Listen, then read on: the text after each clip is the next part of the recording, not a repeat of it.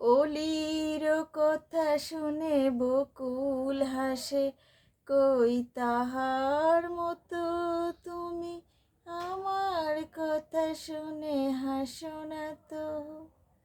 ধরার দুলিতে যে ফাগুন আসে, কই তাহার মতো তুমি আমার কাছে কভু আসো না তো। আকাশ পাড়ে ওই অনেক দূরে, যেমন করে মেঘ যায় গৌড়ে। আকাশ পাড়ে ওই অনেক দূরে, যেমন করে মেঘ যায় গৌড়ে।